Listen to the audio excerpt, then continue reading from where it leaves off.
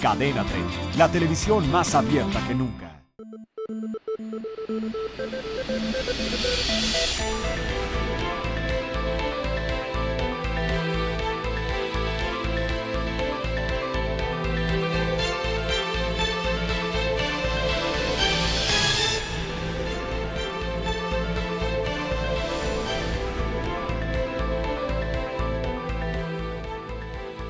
Muy buenas noches, soy Pascal Beltrán del Río, le doy la bienvenida a otra emisión de Círculo de Ideas. En esta ocasión me acompaña Martín Espinosa. Hola Pascal, a todos compañeros, muy buenas noches. ¿Cómo estás? Ángel Verdugo. Buenas noches a todos. Humberto Musacchio. Buenas noches. José Luis Vargas. Hola Pascal, buenas noches. Y José Buendía. Buenas noches, ¿cómo están todos? Buenas noches. Bueno, pues el martes de la semana pasada fue detenida Elba Ester Gordillo, quien durante 24 años se desempeñó como dirigente del Sindicato Nacional de Trabajadores de la Educación. Esta detención pues no suscitó mayores problemas entre los agremiados, tampoco hubo resistencias de parte de las personas que ella conoce y frecuentaba. Pero les pregunto a ustedes, ¿está acabada Elba Ester Gordillo? ¿Viene a consecuencia de esto la reforma educativa? Pepe, buen día. Bueno, las manifestaciones, las protestas, los actos, digamos, de desestabilización que durante mucho tiempo se pensó que vendrían si se hubiera producido un golpe de esta naturaleza, como tú decías hace un momento, pues no se ha producido en absoluto. Y esto nos puede llevar a pensar que si la reforma educativa permitió, digamos, al gobierno recuperar el control de la política educativa, pues esto permite, digamos, también al gobierno recuperar un poco el control o los equilibrios respecto del sindicato. Hay todavía algunas interrogantes que están todavía por despejarse. La parte de reforma educativa, todavía faltan leyes que tienen que pasar por el tránsito del Congreso. La Ley General de Educación y otra más, donde se especifique la operación de la reforma. Y ahí los consensos y los aliados o los obstáculos serán los legislativos. Y por otro lado está la aplicación de la reforma, que en algún momento, sobre todo después de la aprobación del paquete legislativo, la propia Elba amenazó con boicotear, parar o detener. Este obstáculo parece haberse sin duda diluido, aunque pues nos quedan a todos, yo creo, interrogantes sobre qué va a pasar un poco con ese sindicato. Y además creo que no debemos de perderlo de vista, porque una cosa es el que se haya, digamos, metido, digamos, dentro de la ley a alguien que presumiblemente estaba haciendo una operación de desvío de recursos como ella, ya sabemos el resto de las acusaciones, y otra es lo que se necesita, que es la reforma del sindicato. No podemos dejar de pedir transparencia, no podemos dejar de pedir que no haya esa concentración brutal de recursos como la que hemos visto en los últimos días. 1.400 millones, la última cifra, es una cantidad espectacular en la opacidad y sin que tengamos, pues los ciudadanos en general, porque son dineros públicos, conocimiento ni acceso a saber cómo, dónde y de qué manera se organizan esos recursos. Creo que ahí están las principales interrogantes. Ángel Verdugo, pregunta Pepe Buendía si la detención del Elba Ester va a implicar la reforma del sindicato. ¿Será distinto el CENTE sin el Elba Ester? Si nos atenemos a la experiencia acumulada en los últimos años, específicamente desde el 10 de enero de 1989, el sindicato no solo no se va a modificar, sino que incluso va a empeorar su desempeño, si nos atenemos a la experiencia. ¿Por qué? Porque de lo que se trata no es de acabar con el sindicato, sino de quitar o remover un obstáculo o castigar con la mano dura del Estado, no con el largo brazo de la ley, diría el clásico, sino con la mano dura del poder del Estado, a quien de alguna manera retó u ofendió, si queremos ponerlo de esa manera. Yo vería por ahí algo sumamente improbable. El Estado mexicano, tal cual está, no se ha caracterizado desde su misma concepción, cuando se forma ya de manera completa en los años 30 con el cardenismo, jamás se ha caracterizado por impulsar verdaderamente los cambios democráticos en el país. Estos, los que se han dado y han logrado consolidarse, han sido producto de las luchas, muchas veces anónimas, de millones de mexicanos. Entonces creo que por ahí la cosa no va. Sin embargo, hay otras cosas que sí vale la pena comentar. Ahorita decía Pepe al mencionar la cantidad esta de 1.400 millones, que le parecía una cantidad estratosférica o algún otro adjetivo que utilizó, de recursos públicos. Yo creo que ahí hay un error que debe señalarse. En el momento en que la patronal le entrega a su sindicato, incluso sea una entidad pública o entidad privada, esos recursos pierden el carácter y se convierten en objeto del derecho privado. Entonces, hablar de que se desviaron recursos públicos desde el punto de vista jurídico no es exacto, y si no, José Luis que me corrija. Estamos aquí ante una situación rara, por decirlo menos. En el mensaje que dio el presidente de la República, dice, los recursos son de los trabajadores. Bueno, yo creo que esa es una verdad de perogrullo, pero la pregunta que surge ante ese planteamiento de él, ese que algunos quieren ver como algo justiciero, llega el Estado mexicano a defender a los indefensos trabajadores que están siendo objeto de un saqueo casi ofensivo, obsceno, diríamos. Entonces, dice uno, ¿ese es el papel del Estado? Es decir, eso es lo que va a hacer a partir de la fecha el Estado mexicano, va a andarse metiendo en los sindicatos, en cada uno, para verificar, para revisar el destino de los recursos que son de los trabajadores. Se tendría, ¿no? Sí. Si hay congruencia con lo que han hecho y planteado, pues uno esperaría que inmediatamente en los miles y miles de sindicatos pues va a llegar la fuerza justiciera del Estado mexicano. Sin embargo, no va a suceder eso. Sorprende en este torrente, en esta avalancha de hechos y declaraciones que todo lo aplasta y pretende acallarlo, una declaración perdida del senador Emilio Gamboa, cuando sale el tema de dos grandes líderes sindicales, como son el señor Carlos Romero de Champs y el señor Joel Ayala, donde dice, ellos no tienen nada que temer. Y yo diría, claro, porque ellos no son obstáculo, ellos siempre se han allanado al poder del Estado. Ya más bien fueron, ¿no? Efectivamente, pero al final de cuentas tienen fuero, pero hay métodos, hay procedimientos para que ese fuero les sea retirado y enfrenten la justicia o una causa de tipo penal. Pero a lo que voy es, se está concentrando en el senador Gamboa esa capacidad investigadora y juzgadora, es decir, ha sustituido él cuando ya exonera a dos colegas. Yo creo que esa es la declaración que desnuda esta operación. Es decir, estos son cuates nuestros, estos cuidado, estos nunca han representado un obstáculo, pero la maestra sí. Entonces yo creo que al final de cuentas lo que va a decantarse aquí es que el golpe dado es más a la persona que a la organización. Y termino diciendo lo siguiente en relación con lo que planteaste de si sigue teniendo fuerza la maestra. Hay un viejo corrido por ahí de los corridos del narcotráfico, cuando capturaron al sinaloense Caro Quintero. Inmediatamente alguien compuso un corrido, no malo por lo demás, donde dice que aun cuando esté enjaulado, el león sigue siendo rey de la selva. Aun cuando esté en la cárcel, la maestra sigue teniendo un poder increíble. No por lo que vaya a hacer, sino por lo que sabe.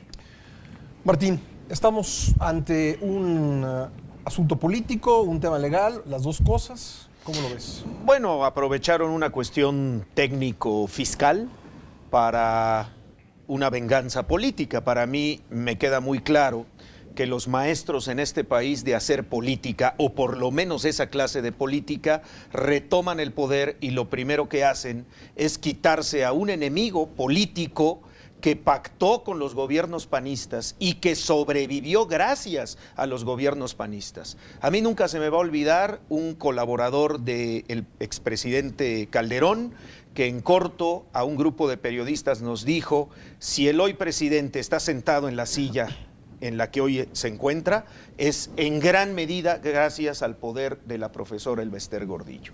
Es una vergüenza haber dicho eso, pero era una realidad que había que reconocer y que nos desnuda hasta qué punto los panistas pactaron y protegieron a este engendro del priismo, que finalmente al priismo actual ya no le sirvió y había que quitarlo del camino. Coincido con Ángel en que es un golpe a la persona, es quitar a la profesora, pero finalmente el sindicato seguirá su camino y seguirá con esos personajes que fueron o son hechura de la profesora Gordillo, nada más que ahora alineados a los intereses del actual gobierno. Y ya nada más una última acotación en relación con el tema de lo político y lo sindical. Es muy lamentable, yo recuerdo a principios del sexenio de Vicente Fox, el entonces secretario de Gobernación, que ya falleció, don Carlos Abascal, antes era secretario del Trabajo. Tuvieron una negociación muy ríspida con el sindicato petrolero.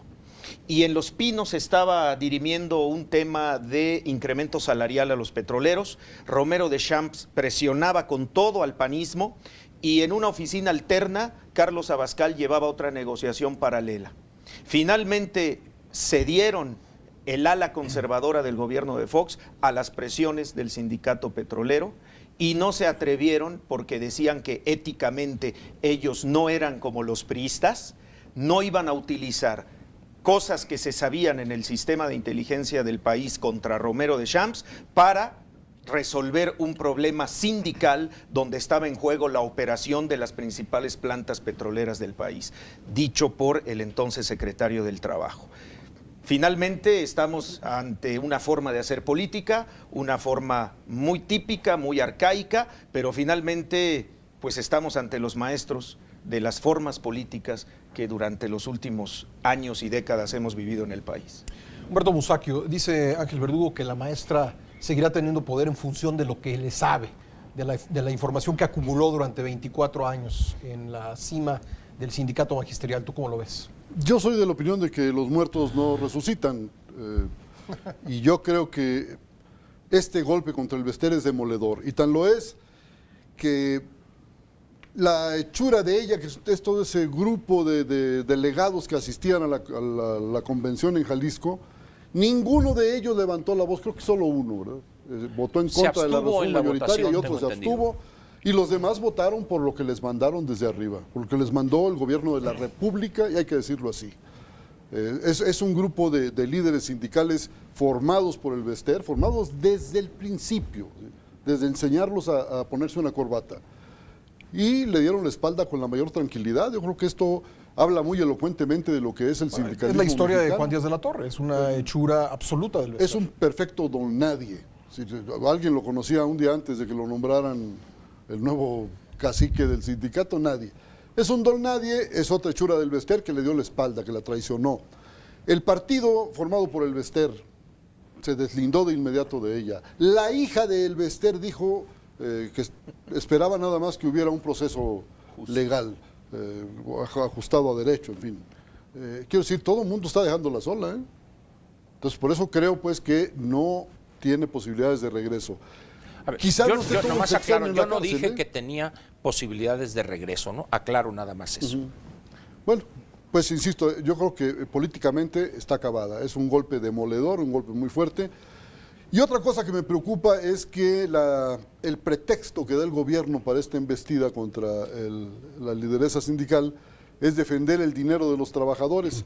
Que yo sepa, ni un solo trabajador del 1,5 millones que forman el Sindicato Nacional de Trabajadores de la Educación le pidió al gobierno que averiguara dónde andaban sus dineros. Ni uno solo, ni uno solo. Esto es falso, pues, que estén defendiendo el dinero de los trabajadores. Coincido con Ángel en que una vez que el patrón paga al sindicato las cuotas de los trabajadores, que le entrega ese dinero que le descontó a los trabajadores, porque no es del Estado, es de los trabajadores, el Estado no tiene nada que hacer ahí. Así es. Absolutamente. ¿Qué tal los fideicomisos? Porque también ha salido esa información. Pero eso no son cuotas, ¿no? No, de acuerdo. Eso es producto, perdón, Humberto, de en las negociaciones en el contrato colectivo, recursos para vivienda, para capacitación, etcétera. Entonces, en todo caso, a quien debería reclamársele es al responsable en ese momento, sea la Secretaría de Hacienda o sea el secretario de Educación y el mismo presidente de la República, que autorizaban el otorgamiento de esos cientos de millones de pesos. O sea, hacia allá debería encaminarse en un determinado momento la querella o la averiguación, porque otra vez en esos fideicomisos evidentemente el otro aporta los recursos, pero el poder en el Consejo Técnico de ese fideicomiso, que ya eran recursos privados, eran otra vez, como bien señala Humberto, ya no es materia, era parte de ese soborno que no es ni el primer sindicato y no será el último tampoco. José Luis Vargas, esta acción del Estado termina con el proceso del Bester, o tú ves que continúe con otros dirigentes sindicales? Bueno, yo creo que ya no hay forma de ir para atrás. Es decir, yo creo que lo que el presidente Enrique Peña Nieto ha hecho, a diferencia de lo que se ha hecho, yo la verdad es que aplaudo la decisión. Creo que aplaudo que alguien haya tenido el coraje después de muchos presidentes de por lo menos 3 sexenios, ¿no?, de con contundencia acabar con un lastre para la educación nacional y acabar con un ejemplo, uno de los muchos que existen, de corrupción burda y grotesca. Me parece que eso es aplaudible, pero creo que en el momento en que se toma esa decisión, creo que ya no hay marcha atrás, y creo que ahí está un poco el mensaje del presidente Peña Nieto, en el cual dice que se aplicará estrictamente el Estado de Derecho y en igualdad de circunstancias. Pues creo que eso lo que nos anuncia es que tendrán forzosamente que ir por otros más del mismo tipo. Oye, pero el PRI se va a quedar sin sindicatos. Bueno, es decir, sindicatos charros, corruptos. pero ya insisto, ya se empezó el proceso con uno y se tiene que seguir. Ahora, yo veo aquí eso de que se tiene que seguir, si pudieras elaborar un poco más. Bueno, ¿por qué se tiene que seguir? Porque así como se decidió un día empezar a investigar a la señora Elvester por presuntos irregularidades financieras, pues así se tiene que hacer con todos aquellos que existen evidencias públicas de malversación. Ahora, volviendo al punto que me preguntabas, Pascal, yo creo que aquí hay un tema sumamente delicado, y es que yo creo que el éxito de esta operación, que desde mi punto de vista hubo un éxito en la operación política indiscutible, hubo un éxito también en un mensaje que me parece que es importante, de volver a recordar el poder presidencial, con la diferencia que ahora tiene que ser apegado al ejercicio del derecho. Pero creo que algo que es importante en toda esta historia es que tiene que ser absolutamente serio el Ministerio Público, y en este caso el Ejecutivo Federal, en el sentido de no querer extender o, digamos, estirar los delitos para que esta persona tenga una condena mayor. Es decir, yo, al igual que Ángel, no alcanzo a ver dónde está los recursos, la ilicitud de los recursos. Yo creo que aquí más bien se trata de una cuestión de evasión fiscal y, por supuesto, enriquecimiento ilícito, sí. Pero creo que el Procurador General de la República tiene que ser muy serio en este aspecto. Muy bien, yo creo que hemos entrado en un punto medular de la discusión. Hagamos una pausa, regresamos y seguimos con el debate.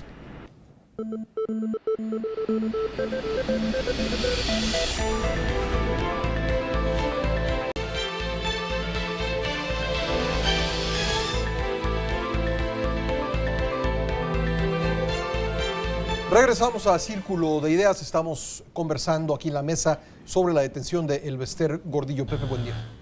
Bueno, yo creo que aquí, por lo que decía Ángel, Humberto, hay una confusión de términos desde mi punto de vista. No es lo mismo autonomía que autarquía en el manejo de un sindicato público, de una representación laboral. Ahí veo 2 asuntos. El primero, se comentaba, no hemos escuchado que ningún trabajador haya demandado que el Estado entrara para ver lo de todo ese dinero. ¿Autoridad ha presentado una querella? Así es. Frente a la autoridad que sea. Hubo una en el 2010 y los panistas la archivaron. Y la verdad es que no me parece tan raro, porque dada la poca transparencia o nula transparencia con la que se manejan esos sindicatos, es un tema que venimos analizando desde la reforma laboral y luego en la propia reforma educativa, pues la mayoría de los trabajadores, de los maestros, estoy seguro que desconoce, o en todo caso quizá intuye cómo son los manejos y las cuentas y el conjunto de dineros que entran ahí, pero no lo saben a ciencia cierta y carecen de mecanismos. Ese es el tema. Eso. Para poder exigirle a sus autoridades, a sus líderes, a sus representantes sindicales, saber cuánto entró y cómo se gastó. ¿Y por qué no Desde mejor luego- le exigen al Congreso que legisle para que sea eso fácil y cualquier Sí, porque la trabajador? reforma laboral Porque la no reforma estaba laboral incluido no esos está sindicatos, incluido sí. esos Ahí sindicatos. estuvo sobre la mesa. No, de Ahí los estuvo sindicatos sobre la públicos mesa fue nomás un par de apartado. veces No. ese asunto en el Senado. Incluir transparencia Ah, sí, en el manejo de los recursos de los sindicatos. Sí, pero era... Ahora, eso no, Pero para la- apartado B. No, para ¿Perdón? sector privado. Para el sector privado solamente. Apartado A, Sí, no perdón, apartado B. apartado, sí. Se trató de Así meter es. al final, pero en cualquier caso es evidente que no hay ninguna ley que impidiera que se pusiera y se obligara a las dirigencias sindicales a transparentar el manejo de sus recursos. Pues es por lógica mínima. Y el segundo tema es autarquía. Significaría que un sindicato, en cuanto recibe una serie de recursos, vengan de la patronal o vengan del Estado o de la autoridad o del gobierno, no puede manejarse, digamos que al margen de las leyes que existen en el país en términos fiscales, en términos incluso de la imposibilidad de privatizar o de hacer propios recursos que son colectivos. Esos, según la acusación, hay una concentración de recursos del sindicato en una persona, No, ya hay un que problema. incluso los triangulaba y los manejaba en distintos lados. Entonces, si hay un manejo o una apropiación indebida de esos recursos, no puede, evidentemente, el Estado voltear para el otro lado, porque ahí sí coincido con José Luis. Evidentemente tenemos que partir Sí de puede. decir, qué bueno que en este caso, este poder, digamos, de facto, que durante mucho tiempo se pudo manejar con esa autonomía y esa autarquía, no quede absolutamente Perdón, pero sí, pues el impune. Estado A ver, puede Humberto. hacerse de la vista gorda ante estos problemas. Si lo que hizo durante decenios. 70 años lo hizo. Lo hizo. Sí, lo hizo sin porque duda. eso era parte del contrato social. Y político, Humberto. Así. Así es. Para el grupo en el poder, así había que manejar las cosas, dándole todas las facilidades a los líderes para que hicieran y deshicieran con el dinero sindical y con otras cosas también. Claro, en ese país Y sí, cerrándole pero el el país paso, se ha cambiado. pues será Pero no sereno. en eso. Reconocen los cambios. Pero el marco Ayer legal mismo es una el mismo, entrevista ¿eh? aquí de Excelsior con el presidente del PRI, con Camacho. Él mismo creo que lo decía con toda claridad. O cambiamos o nos cambian. Y esa es una de las cosas que no existían antes. La declaración nada más. ¿no? Sí. Estoy de acuerdo. Esa declaración plausible. no la había antes. La declaración no la había A ver, antes. Martín. la práctica. En la acusación, en la conferencia de prensa de la Procuraduría General de la República, se puso un gran diagrama en que Sí. se veían Que las fue más triangulaciones. mediático Sí. que parte Ahora, del expediente. ¿estamos ¿no? realmente viendo una operación de lavado de dinero clásica donde se quieren esconder los recursos? ¿O más No. bien estaba la profesora No exhibir. enviándole paseando dinero por el a alguien mundo. para que le pagara la tarjeta de crédito? Sí, que eso fue lo que realmente sacó la autoridad como primer delito. Sí. El primer delito es operaciones con recursos de procedencia Lavado de ilícita. dinero, coloquialmente, ¿no? Exacto, y el gobierno argumenta desde el momento en que los recursos provenientes de las cuentas del sindicato se triangulan a través de una serie de operaciones financieras con terceros y van a parar a cuentas como la de la señora Nora, que ahora está detenida del hospital militar y que no ha rendido declaración, todo este tipo de manejo financiero evidencia una serie de cuestiones anómalas a la hora de tomar dinero del sindicato para operaciones Pero personales. la anomalía estaría en la evasión fiscal por haber disfrutado de esos recursos. Yo te voy a decir una No cosa, solo. Ángel, apenas están cuadrando el delito, la acusación por el delito de evasión fiscal. ¿Correcto? Así es. Porque no Apenas, se ha presentado el efectivamente. delito, la así acusación es. por No, el es delito de delincuencia evasión. organizada. Así es. Es y lavado de delincuencia dinero. organizada Así porque es. son 4 personas en adelante, ¿no? Ya se considera delincuencia organizada. 3. 4 personas, bueno, 3. Bueno, así es. 4 ya. 4 ya es delincuencia organizada, se reúnen para delinquir. Digamos que es como un agravante, pero se maneja como un delito aparte, delincuencia organizada.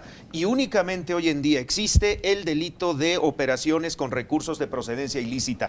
Que después venga el tema fiscal, ya lo veremos. Pero si se fijan ustedes, todo el seguimiento que tuvo desde el año pasado este tipo de operaciones, pues que no me vengan con cuentos de que la profesora lo hizo desde el año 2010.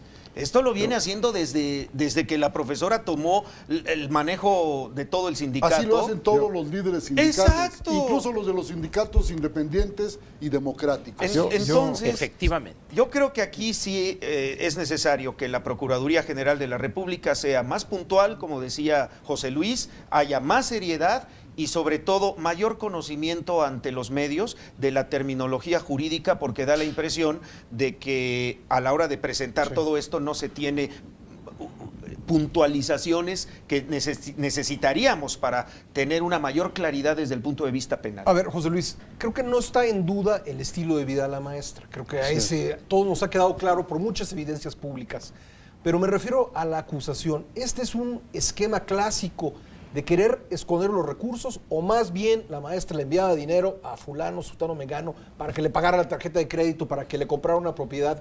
En Mira, fin. yo de lo que se comenta aquí y de lo que he leído, yo lo que alcanzo a ver es que evidentemente hay actos y operaciones ilícitas Sí. que tienen que ver más con la defraudación a terceros, como son el gremio de maestros. Hay una duda de si hay ejercicio de recursos públicos o no, si el sindicato, si esas cuotas y otros tipos de los fideicomisos de los que se habla, si se etiquetan como recursos públicos. Pero lo que yo no alcanzo a ver, la verdad, y que creo que hay que ser hay que ser muy serios por las razones en ese que ya aspecto, vimos en otros casos, es ¿no? que hay una figura que el Estado ha venido utilizando para cosas verdaderamente graves, como es la delincuencia organizada, como es las actividades de lavado de dinero, y creo que no se pueden convertir en cajones de desastre para cuando queramos abatir a un enemigo, usemos eso, porque entonces se deslegitima todo el aparato y toda la figura. Como pasó con el arraigo, ¿no? Como pasó con el arraigo. Y ahí es un poco donde yo creo que, a diferencia de hace bastantes años, cuando con la detención de Joaquín Hernández Laquina, creo que la diferencia entre esa detención, que pues tiene connotaciones muy similares a la de la maestra Elbester, creo que la diferencia es que el país ya cambió en ese tiempo y que ya cambió, por supuesto, el marco normativo y ya cambió la aplicación y por supuesto también el Estado de Derecho en lo que se refiere al Poder Judicial. El presidente ya no le puede dar órdenes. Ya no les pueden dar órdenes y los jueces, si no encuentran verdaderamente Perdón, sustentado... ¿de qué país están hablando? De Andorra. De Andorra, claro.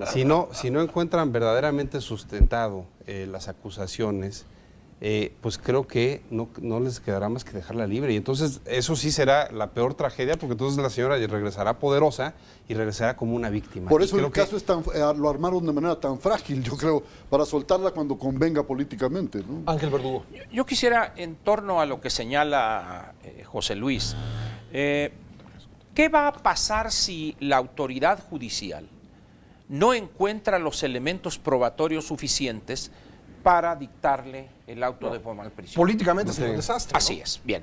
Pero también hay otra cuestión. Lo que señalaba él ¿tiene el presidente o el Estado que seguir?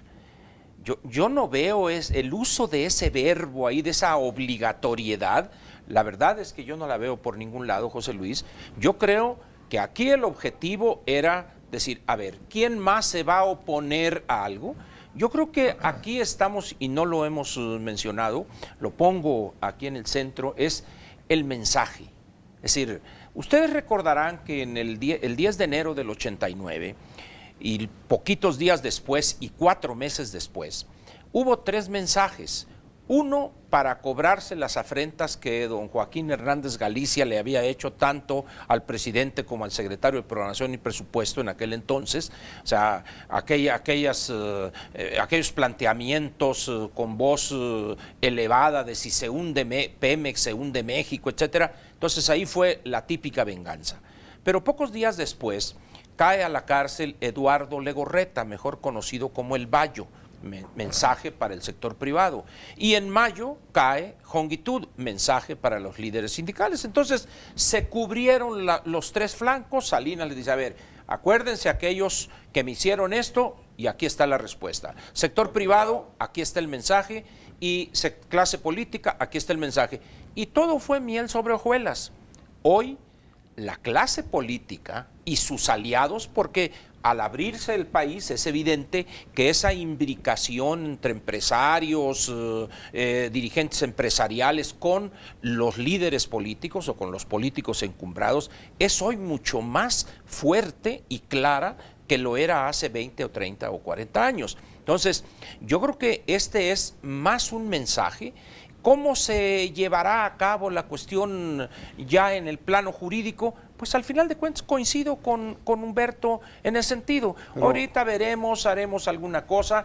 Le doy la razón a José Luis en el sentido de que el juez deberá actuar con cierto pudor, vamos a decirlo, es decir, no ser tan burdo, pero siempre podremos encontrar algún hoyito en el queso Gruyère de tal manera. Ángel, a diferencia de 1989, hoy hay una división de poderes reales. Hoy en todas las redes sociales hay un clamor para decir, bueno, ¿y qué va a pasar con otros líderes y con nombres y apellidos? Bueno, yo creo que eso con una querella, que como hace un rato dijimos, con una querella que se inicie, pues el Estado, el Poder Ejecutivo como tendría la obligación. El detentador de la acción penal, tendría que hacer exactamente lo mismo. Diría el y así clásico, lo anunció el presidente de la República por televisión. Como diría el clásico, con todas las redes sociales exigiendo, el clásico contestaría o tomo alguna frase, creo que fue de Stalin esta, cuando le mencionaron el caso de la fuerza de la Iglesia Católica, creo no sé si fue en Potsdam esto, cuando dice cuántas divisiones tiene el Papa. Ninguna, Tovarish. Bueno, sigamos platicando. Pues entonces, es lo mismo aquí. ¿Cuál es la influencia que tienen en este tema judicial? Porque si en todo caso vamos a hacerle caso a las redes sociales, pues entonces vamos a desaparecer tribunales, juzgados, todo, y vamos a poner... No solo eso. 89, en lo de la quina, se siembran armas y cadáveres. Porque era... Cuéntame en este caso, ¿qué arma, qué cadáver? Bueno, es más peligrosa. Y te voy a decir esto, es correcto. Tu pregunta es correcta. No necesitamos hoy sembrar armas, porque aparte de poco creíble, pues sería muy burdo. Pero es más peligroso una tarjeta de Neiman Marcus ahorita, hombre. Es más... Pero es una prueba. Esa es una prueba. Así es. Pero es una prueba de que tomó recursos que no eran propios. Pero eso lo tendrá que, otra vez, quejarse el dueño de los recursos, que no es el gobierno de la República, con todo respeto, no es el gobierno de la República. Ahora, en la cosa judicial la podemos alargar todo lo que sea necesario y los jueces tendrán que respetar el debido proceso. Se va a respetar, esa no es la duda. Lo que pasa es que políticamente hay que consolidar este golpe, porque ustedes han hablado aquí, es que la reforma educativa que se hizo, yo nomás les recuerdo que se modificaron unas partecitas muy pequeñas, valga la redundancia, del artículo 3º. La reforma educativa será resultado de la Ley General de Educación y la gran discusión que ni siquiera se ha dado comienzo en el Congreso. Puedo señalar dos puntos que me interesan mucho. Uno es que el gobierno, después de este éxito político que implica el haber encarcelado a una lideresa tan fuerte, tan poderosa, quiera ir más allá contra el sindicato de profesores y deshacerlo. Los sindicatos son la organización que se dan los trabajadores a sí mismos para su defensa. Así es. Entonces, si se van contra el sindicato y lo deshacen, muchos vamos a protestar y muchos sindicatos tendrán que protestar. Y darían elementos. Que por cierto no han protestado. Es patético este sindicalismo mexicano. Hay una cosa aquí, Pascal, que no hemos tocado, es ¿qué va a pasar con la coordinadora? Es decir, estamos hablando nomás del CENTE como si fuera omnímodo en el mundo sindical magisterial. Coordinadora son muchas cabezas. Yo estoy de acuerdo, pero al final de cuentas, cuando llega a la protesta, son muchas cabezas de ratón, pero muchos ratones pueden hacer un problema. Entonces, estamos aquí ante Oaxaca, Michoacán y Guerrero, donde la coordinadora es soberana y en el Distrito Yo tenía otro punto que no me dejaron exponer, y es... efectivamente, para la visión oficial, el sindicato es un obstáculo para la reforma educativa. Ya metieron a la cárcel a la lideresa. ¿Ya todo está resuelto? Yo creo que no. Por supuesto, al contrario. Yo creo que no, porque los mecanismos de corrupción están conectan, interrelacionan a la sociedad con el Estado. No hay un solo cambio Es yo más, transferencia de la la recursos. misma, cambio, Humberto, la misma cantidad de cuotas que entregaban cuando estaba la Sigue profesión igual. de libertad sigue exactamente igual, igual. no hay ningún cambio, Y en la no hay negociación transparencia. que va a haber para este 15 de mayo, Sí. lo más probable es que les den Claro, que para claro. vivienda, para Lo de siempre. productividad. Yo creo, Pascal, que un poco lo que escucho, la verdad me sorprende, porque yo creo que es de la... me lamento que se trivialice un poco y que se desestime la importancia de la acción del martes pasado. Yo creo que es de la mayor relevancia No, claro. para las generaciones que todavía creemos que este país puede tener un Estado de Derecho real. Y yo creo, por eso, cuando Ángel me dice, ¿por qué dices debemos? Pues porque Pero yo eso dije es que lo debemos, es- ¿por qué tiene que seguir? ¿Por qué? Pues porque eso es lo que se esperaría de un Claro, Estado de Derecho, así la es. aplicación igual No, y no va a restricta seguir. de la ley. No va a No va a seguir. Y eso, No va a bueno, José Luis, bueno, no va a seguir. No puede bueno, seguir por una razón, porque el Se le ejercicio cae, del poder así es. una constante entre política y fuerza. Creo que esa es Si la- ya emplearon la fuerza, ahora tienen que emplear la política. política. No pueden estar empleando solo la fuerza porque se les revierte. no, aplicado con evidencias concretas, con casos concretos, como los hay, yo creo que ya es una cuestión que no tiene vuelta atrás. Por eso lo digo, se debe. Bueno, entonces, se debe. tú Entonces, plantearías se que debería. ahorita, la semana que entra, van a entrar en contra de Romero de Champs, de Joel Ayala, del sindicato de la CFE, del sindicato del Seguro Social, de todos Esparza, ellos, etcétera, mira, Martín Esparza. Los tiempos son de la Procuración de Justicia el de estimar cuándo aplica los tiempos de la acción de la ley. Es lo que estamos diciendo. Pero eso se tendrá que hacer. Si evidentemente si hay querellas, si hay evidencia, claro que se tiene que ir uno tras otro. Es A decir, ver, no podemos pero aquí- quedarnos Las evidencias A ver, existen en el desde hace golpe, décadas. en el A golpe ver, mediático. Eso es lo que vamos a ver en los próximos meses. Claro. Si esta clase de movimientos tienen por objeto solamente la construcción de un poder para sacar reformas, para generar estabilidad en la administración, para lo que sea, o si se está construyendo un poder, es un acto de poder sin duda, para tener como último fin ir generando eso que ofreció Peña Nieto, que nadie esté por encima de la ley. Muy bien. Tenemos que hacer una pausa. Regresamos a estos círculos de ideas. No se vayan.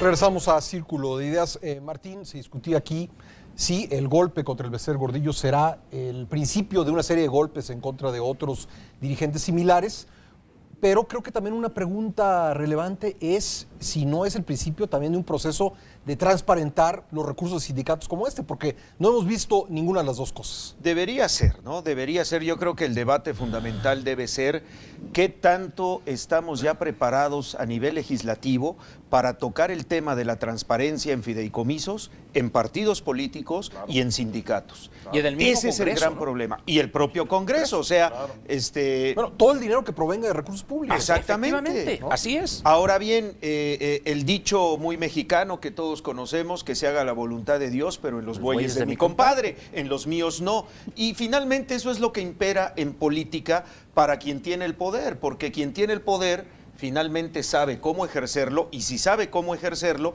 finalmente protegerá ciertos intereses, como lo hemos visto en las últimas décadas cuando el PRI ha estado al frente del poder. Ahora bien, para mí este golpe político logró hacer el milagro en la Asamblea Nacional del PRI de unificar criterios en torno de muchas cuestiones que se van a discutir ahora en el Congreso y donde el PRI ha unificado líneas. Modificar estatutos para aprobar IVA en medicinas y alimentos, el tema de la inversión privada en petróleos mexicanos y a ver quién se opone, a ver cuál de los líderes se opone, porque si no damos otro manotazo. Es decir, el fantasma, el Bester, está rondando en estas reuniones que tuvieron lugar este fin de semana en la 21ª Asamblea Nacional del Partido Revolucionario Institucional. Es evidente. Pepe, buen día. Te coincido plenamente. El PRI se allanó absolutamente y digamos que se ha rendido al presidente. ¿Tú lo verías relacionado? Es decir, ¿hay causa-efecto en esto? Yo creo que sin duda pesa, ¿no?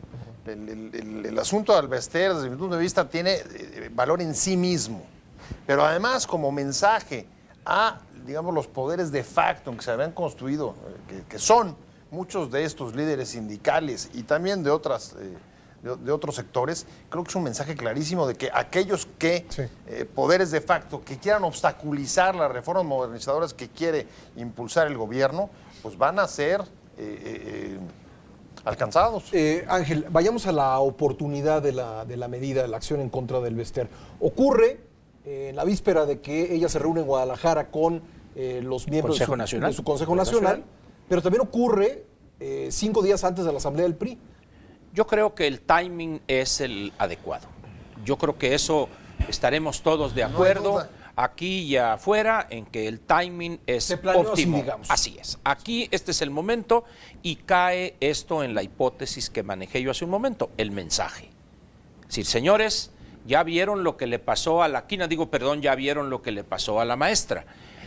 A mí lo que me sorprende aquí es esta conversión. Estamos aquí casi ante un acto religioso. En la asamblea del PRI vimos puros conversos.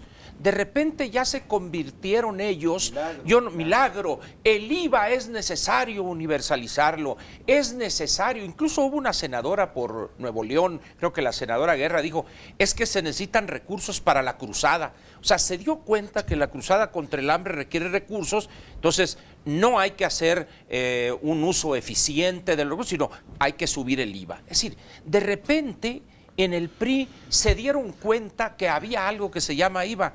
Lo que es tan burda esta conversión, que uno puede rescatar los recursos de muchos de los que... ¿A qué le atribuyes esa conversión? No. El vaso. Está en los genes es lo que estoy diciendo. Efectivamente. Es decir, estamos aquí ante esa bola de plastilina que se amolda a las nuevas condiciones. Es decir, ¿cuál es el elemento positivo aquí? Que llegó alguien que dijo, señores, déjense de estarse haciendo tontejos y hay que cambiar el IVA, hay que hacer esto, porque si no el país se hunde, no hay recursos. Entonces, ¿qué hacen los priistas? Como dice Humberto, está en su naturaleza. Es decir, el jefe supremo ya dijo por aquí y todos nos vamos por ahí. ¿Cuál es el problema que tienen ellos? ¿Cómo justificar, cómo darle vuelta, como dirían los clásicos en los 60, cómo teorizar para que se vea? No es la primera vez que desde una presidencia priista se trata de impulsar una reforma fiscal y los intentos... No, a ver, no. Le pasa llamar de esa manera, pero no es la primera vez que se intenta. Estoy de acuerdo. Así como, por ejemplo, las reformas de Pemex. ¿Por qué esta vez llegan a modificar los estatutos y aceptarlos? Claro. A diferencia de otras veces. Porque ese es el punto que habrá que explicar. La razón es muy sencilla. Ese cambio en los estatutos, desde el punto de vista práctico, es totalmente irrelevante. No tiene ningún valor para que un diputado, en el momento de la votación, porque al final de cuentas ahí está representando al pueblo, está representando a sus electores. Entonces, ¿qué es lo que sucede aquí? Sí, de acuerdo, pero es más fácil haciéndolo. No, estoy de acuerdo, a eso voy. Justo la disciplina partidista es de lo que estamos hablando. A eso voy. Entonces, ¿qué hacen? Vamos a quitar ese obstáculo, entre comillas, y lo hacemos. Y todo el mundo por aclamación. Oye, o sea, eso lo único que Martín. Yo lo que mencionaba al principio del programa, yo creo que lo que ha pasado esta semana y lo que nos ha demostrado el presidente Enrique Peña Nieto es el ejercicio del poder presidencial. Y se ha visto en las dos acciones, es decir, con lo de la maestra se vio, es un mensaje clarísimo, es un mensaje donde evidentemente todos tendrán que valorar qué tanto se ponen al tú por tú con ese poder. Y creo que también lo del Partido Revolucionario Institucional es exactamente lo mismo. Claro. A mí, creo, además hay que decir una cosa, no es de sorprendernos, en todas las democracias modernas del mundo, el presidente de su partido, el jefe, el presidente de gobierno, también es el presidente del partido. Claro. Es decir, entonces, volvemos a algo que es más natural. Pero esa no es la discusión. Si yo no estoy diciendo que eso sea malo, al contrario. Ese cambio, qué bueno. Con consenso qué bueno absoluto. Que hubo un presidente que dijo, señores, no hubo voces disonantes, es una planadora. Pero a lo que voy, creo que hay un mensaje de ya quitarnos de hipocresía, es decir, el presidente del partido, el presidente del Ejecutivo es el presidente del partido en términos prácticos, que es quien toma las máximas decisiones. Pero incluso, Me parece- incluso cuando el Olvídate de la sana presidente, distancia. incluso Sí cuando es. el presidente dejó de ser el líder del partido, fue porque él mismo lo decidió. La sana Efectivamente, distancia así con- es. concedida. Así es, Siempre el Cedillo. presidente, siempre el partido ha gravitado en torno al presidente. En el sexenio Esto pasado cuando teníamos se- lo mismo y todo el mundo se escandalizaba porque Felipe Calderón decidía quién iba a ser el nuevo presidente del PAN y porque había, bueno, pues... Pero sí, A ver, son dos a ver, partidos pero, distintos. pero, otra claro. vez, ese Sí, son uso del formas todo de el hacer mundo, no, yo no me escandalizaba, al contrario, decía, qué tragedia. No, O sea, pero yo son dos estoy partidos totalmente distintos, de acuerdo, porque bueno Son dos formas de que hacer llegó política. Peña Sí, ¿no, Nieto José con un Luis? sentido de urgencia y un sentido de la historia y decir, señores, si esto no lo cambiamos, esto se cae. Yo creo que eso es una cosa positiva, pero como A dice ver, él, eso no es Ángel, lo que estamos en La discusión. semana pasada a varios priistas los entrevistaban en los medios y les preguntaban lo mismo. La observación que hace Pepe Buendía es precisamente por qué esa fuerza extrema para modificar nuevamente los estatutos del PRI en torno del IVA y todo lo que hemos platicado.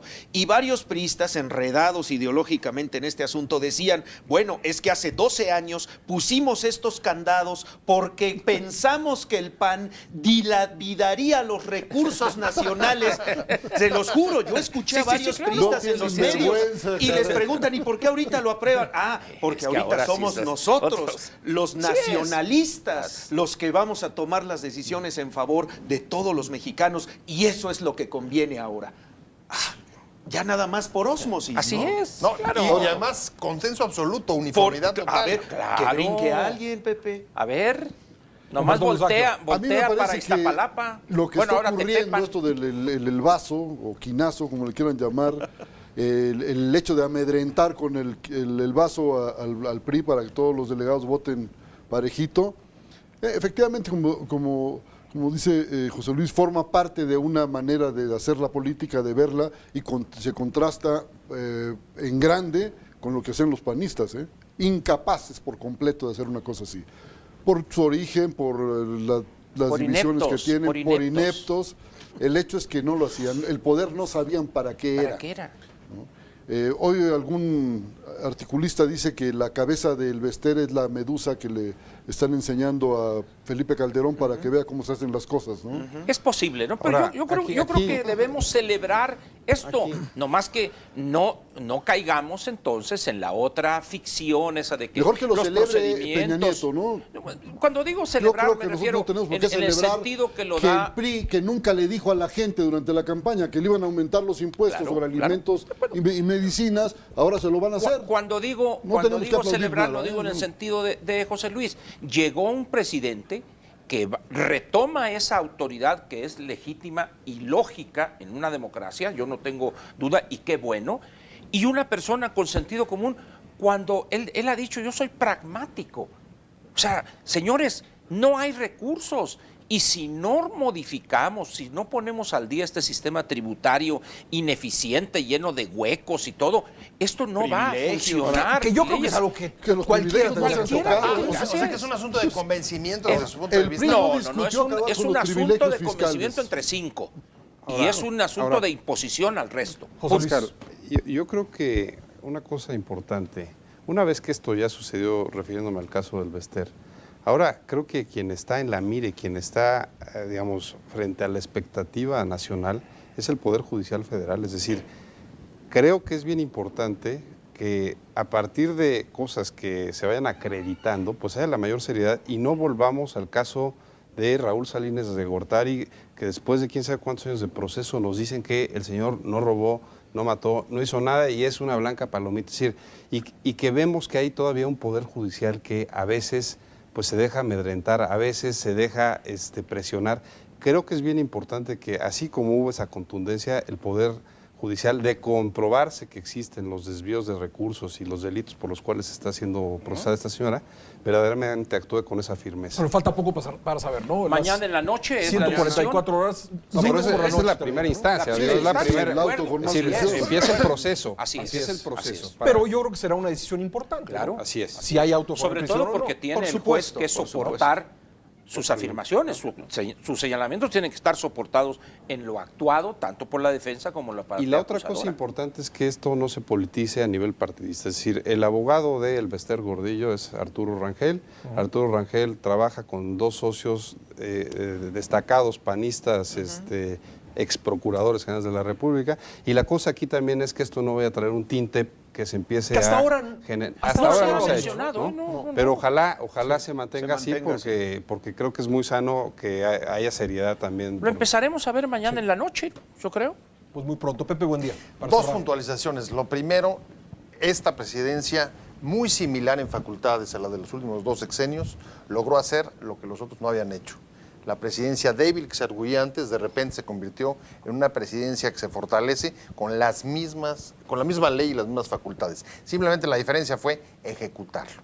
Y Peña lo hizo porque necesita tener coherencia en su partido para enfrentar las reformas que va a tener o que quiere sacar en el Congreso. Hasta ahí me parece muy claro. ¿Qué pasa con los priistas? Los tiempos difíciles de los últimos 12 años los han convencido, esa es mi hipótesis, de que tienen que seguir a su líder porque es el que le representó el regreso al poder. A ver, pero los Ese es el priistas tema. lo saben eso desde Ese es el 1929. Digo, no Ese es el priistas, tema. sino cuando decidieron seguir a don Plutarco Elías Calles. Desde 1929, los del PNR, los del PRM, los del PRI, siempre Hay lo han disciplina, sabido. Siempre lo han sabido. Saben que el que está arriba tiene la mano muy dura. Sí, bueno, lo supieron también en el 2000, por Así ejemplo. es. No, bueno. Martín, para irnos. Yo creo que, y hablando de la percepción ciudadana frente a esto, que siempre me gusta medirlo mucho, porque nos dice mucho qué está pensando la gente allá afuera y que nos está viendo esta noche. Hay dos sentimientos, hay luces y hay sombras. Una parte, lo que decía Humberto en el sentido de que, miren, así se hacen las cosas. Pero también un sentimiento de la gente que dice, estaremos reeditando formas del pasado para manejar la vida política y social del país. Y que no son pocas esas Y ahí voces, se queda esa incertidumbre, Claro. es un temor en algunos, es en otros qué bueno que así se dijo o qué bueno que así se hizo. Y bueno, pues ya veremos, el tiempo nos Como va a dice dar el la razón. clásico, no vivirá mucho tiempo el que Es. no vaya a saber. Bueno, llegamos al final del programa. Muchas gracias a nuestros panelistas. Gracias a ustedes en casa por ver el programa. Los invito a que el próximo domingo nos sigan aquí en Círculo de Ideas, 21 horas por Cadena 3. Soy Pascal Beltrán del Río. Hasta la próxima semana.